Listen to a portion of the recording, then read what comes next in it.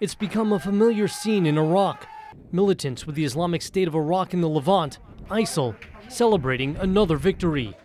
Those fleeing tell stories of horror.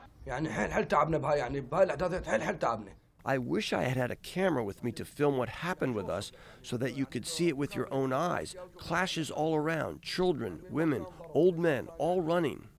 In the U.S., more calls for airstrikes from lawmakers. Illinois Congressman Adam Kinzinger, a veteran of several Iraq combat deployments, at an event honoring fallen soldiers. You'll pin ISIS down in the villages they're in and towns they're in, restrict their freedom of movement, and give the space to the Iraqi military to take their land back. The Pentagon's already rushing ammunition, tank shells, and other equipment to Iraq's security forces.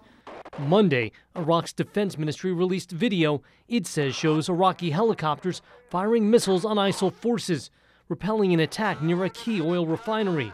But there were also reports of new setbacks along the border with Jordan. The army is retreating from the border. The border point is not stable.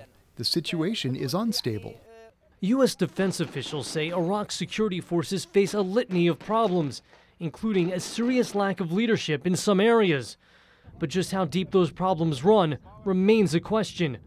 Some former U.S. officials say to pin any hopes on Iraqi security forces at this point would be misguided.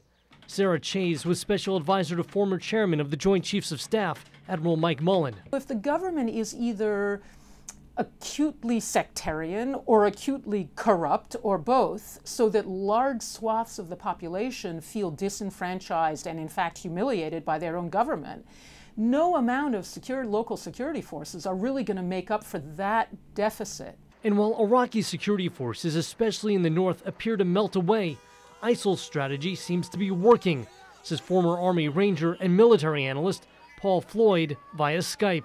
They've been most effective by being this mobile over a large geographic area and basically dispersing conventional militaries to the point where they can't be effective anymore. Now, it'll be up to U.S. military advisors to see if they can help Iraq begin to turn that around.